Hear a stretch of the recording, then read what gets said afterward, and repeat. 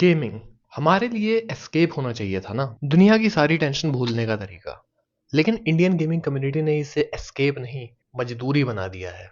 सुबह उठो, पीसी खोलो, वेलोरेंट खोलो, 40 मिनट तक 4 रैंडम लोगों के साथ अपनी माँ बहन की गालियां सुनो। अगर जीत गए +18 रैंक रेटिंग की खुशी, अगर हार गए तो पूरे दिन मूड खराब। Repeat this cycle for 365 days a year. Congratulation, तुम एक कंपेटिटिव गेमर हो। मेरा एक दोस्त है, लॉकडाउन के टाइम पे उसने डिसाइड किया कि वो पूरी दुनिया फतेह करेगा।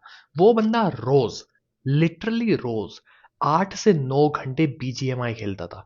सुबह से शाम तक सिर्फ रिवाइव दे सुनाई देता था। एंड टू बी फेयर, उसने मेहनत की, उसने 3 बार कॉन्कर रैंक अचीव करी। लेकिन आज वो बंदा रियल लाइफ में जॉबलेस की रैंक होल्ड करता है। ओके, जोक्स असाइड, प्रॉब्लम ये नहीं है कि वो गेम्स खेलता रहा, प्रॉब्लम ये है कि वो एक लूप में फंस गया। जस्ट थिंक अबाउट इट, पिछले 6 महीने में तुमने वैलोरेंट या बीजीएमआई या और किसी कंपेटिटिव गेम में क्या किया है? वही मैप, वही गन, वही गालियां। तुम गेम्स नहीं खेल रहे हो, तुम डोपामिन चेस कर रहे हो। इसके कॉन्ट्रास्ट में think about a story game.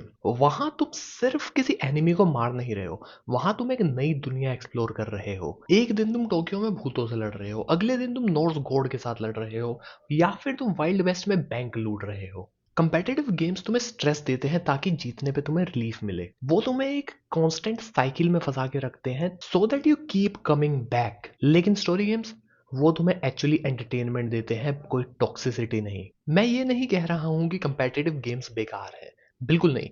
Valorant या सीएस को खेलना एक स्पोर्ट्स खेलने जैसा है। जब तुम क्लच करते हो, एज निकालते हो, वो एड्रेनलिन रश रियल है। दिल तेज धड़कता है, हाथ कांपने लगते हैं, इट फील्स ग्रेट। लेकिन प्रॉब्लम ये है कि वो फीलिंग टेम्परेरी है। एक मैच जीते, ग्रेट, अगला मैच हारे, मूड खराब। और हारने के बाद गेम तो बंद कर नहीं सकते, बस एक और मैच जीतते ही बंद कर दूंगा। ये करते करते एक लूप में फंस जाते हैं और देखते ही देखते सुबह हो जाती है। अब मूड खराब, स्लीप खराब, जीवन खराब। Now repeat this for the entire year and you can see how amazing that would be। तुम 3 महीने मेहनत करके घिस घिस के डायमंड असेंडेंट या फिर कॉन्करर बन तो गए, लेकिन अब नया सीजन शुरू होते ही क्या होगा? क्या होगा इस रैंक का? Soft reset. अब दोबारा से शुरू करो। अब इसे कंपेयर करो स्टोरी गेम से। स्टोरी गेम्स तुम्हें सिर्फ एड्रेनलिन या डोपामिन नहीं देते, वो तुम्हें मेमोरीज देते हैं। जब तुम रेड डेड 2 खत्म करते हो, you are left with a feeling जो कभी भी कोई कंपेटिटिव गेम रिक्रिएट नहीं कर सकता। आर्थर मॉर्गन की स्टोरी तुम्हारे दिमाग में हमेशा के लिए छप जाती है। जब तुम विचर 3 में सीरी को ढूंढते हो, वो तुम्हें ग्राइंड जैसा नहीं लगता, वो एक जर्नी लगती है। तो सवाल ये है, स्टोरी गेम्स में ऐसा क्या है जो वैलोरेंट नहीं दे सकता? सबसे पहले, सिनेमा। वैलोरेंट में विजुअल सिर्फ एक टैक्टिकल रोल निभाते हैं। स्मोक कहाँ है, एनिमीज कहाँ है, लेकिन माफिया जैसे गेम्स में तुम सिर्फ एक गेम नहीं खेल रहे हो, तुम एक 1930s की मॉब मूवी के लीड एक्टर हो। जब तुम टॉमी एंजेलो की कहानी खेलते हो तो तुम भूल जाते हो कि तुम कीबोर्ड माउस से खेल रहे हो या तुम्हारे हाथ में कोई कंट्रोलर है। तुम उस दुनिया में खो जाते हो। गाड़ी की आवाज, बारिश, कैरेक्टर्स के फेशियल एक्सप्रेशन, ये इमर्जन तुम्हें कंपेटिटिव गेम्स कभी दे ही नहीं सकते। वहां तुम बस एक मैप देखते हो, यहाँ तुम एक दुनिया एक्सप्लोर कर रहे हो। दूसरी चीज, प्योर अनअडल्टरेटेड फन। कुछ लोग कहते हैं कि स्टोरी गेम स्लो होते हैं, उन्हें कभी जस्ट कॉज खिलाओ। वैलोरेंट में अगर तुम गलती करते हो तो लोग तुम्हें गालियां देते हैं। जस्ट कॉज में कोई गलती नहीं है, the entire island is your playground. जो करना है करो, गाय को हेलीकॉप्टर से बांध के उड़ा दो, या फिर GTA 5 को ही ले लो, हम सब ने खेला है। याद करो वो फीलिंग जब पहली बार 5 स्टार्स लगे और पुलिस जो पीछे पड़ी और तुमने टैंक निकाला और सबको उड़ा दिया और कोई तुम्हें पकड़ नहीं पा रहा है। वो फीलिंग कोई भी कंपेटिटिव गेम रिक्रिएट नहीं कर सकता। और फाइनली, सबसे इंपॉर्टेंट, फ्रीडम। कंपेटिटिव गेम्स में तुम्हारा गोल है सामने वाले को हराना। अब उसके लिए तुम्हारे पास 2 या 3 ऑप्शन होते हैं, या तो सामने वाली पूरी टीम वाइप कर दो, या फिर कोई ऑब्जेक्टिव तुम्हें कंप्लीट करना पड़ेगा while the other team tries to stop you। Now let's just look at Hitman। वहां पे भी तुम्हारा गोल है सामने वाले को मारना, बट पूरे मैप पे तुम्हारे पास इन्फिनिट नंबर ऑफ पॉसिबिलिटीज हैं how you can achieve that goal. कैसे भी करो, कुछ भी करो, उसके सिर पे गोल्फ बॉल एक्सप्लोड कर दो, उसके खाने में जहर मिला दो, you can do whatever you feel like it.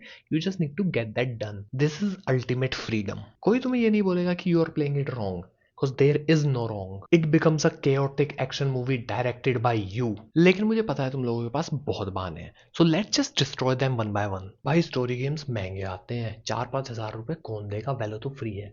Free, सच में आज तक बैटल पास या फिर माइक्रो ट्रांजैक्शंस पे कितने पैसे उड़ाए हैं? वो जो इतनी सारी स्किन्स इन्वेंट्री में पड़ी हुई हैं वो कहाँ से आई? ये स्टीम सेल्स नाम की चीज है ना। You can get the entirety of the Batman Arkham collection and even विचर 3 फॉर जस्ट ₹300। एपिक गेम्स पे फ्री में गेम्स बढ़ते हैं। और अगर पैसा सही में इशू है ना, then piracy exist man. You don't have to pay a single rupee until you want to. दिक्कत पैसे नहीं है, दिक्कत है प्रायोरिटीज। भाई मेरा पोटैटो पीसी है, उसमें ग्राफिक कार्ड्स नहीं है, GTA 5 नहीं चलेगा। तो तुमको किसने बोला कि सीधा साइबरपंक 2077 खेलना जरूरी है? स्टोरी गेम्स का मतलब रे ट्रेसिंग नहीं होता। दुनिया की सबसे बेस्ट गेम्स 4 GB रैम वाले घटिया से लैपटॉप में भी चल जाती हैं। अंडरटेल, हॉलो नाइट, सेलेस्ट, इन गेम्स में ग्राफिक सिंपल है लेकिन इनकी स्टोरी अनडिनायबली अमेजिंग है। और नई गेम्स क्यों खेलने हैं? पुराने गेम्स ट्राई करो ना। GTA San Andreas, project IGN, need for speed most wanted, Fallout 3, Hitman blood money, call of duty, Skyrim etcetera. The list बहुत लंबी है। ये सब तुम्हारे पोटैटो पीसी में 60 फ्रेम्स देंगे and you don't need RTX 4090 to feel emotions. अब सबसे खतरनाक एक्सक्यूज, मेरे पास पीसी ही नहीं है। भाई I was in the same situation a few years ago. लेकिन तुम्हारी जेब में जो फोन पड़ा है ना जिसमें BGMI लैग करता है, वो फोन असल में एक पोर्टेबल प्ले स्टेशन है। तुम्हें पता भी है तुम्हारी जेब में कितनी पावर है। प्ले स्टोर पे जाओ, PPSSPP डाउनलोड करो जो कि एक PSP का एमुलेटर है। तुम अपने फोन में God of War, Ghost of Sparta, GTA Vice City stories और टेकन 6 खेल सकते हो फ्री में हाई FPS पे। अगर तुम्हारे पास एक थोड़ा सा भी डिसेंट फोन है ना, तो उसमें एथर SX2 डालो और PS2 की लाइब्रेरी एक्सप्लोर करो। Resident evil 4, God of war 2 सब चलता है। और अगर गलती से BGMI खेलने के लिए तुमने कुछ तगड़ा फोन ले लिया था, तो भाई with the help of facts literal PC games आजकल फोन में चल जाते हैं। बस थोड़ा सा एक्सप्लोर करो, ऑप्शंस बहुत हैं। सो नाउ नो मोर एक्सक्यूजेस। दुनिया की सबसे खूबसूरत कहानियां तुम्हारा इंतजार कर रही हैं, तुम्हें बस दरवाजा खोलने की देर है। और हाँ, एक और चीज। बाय।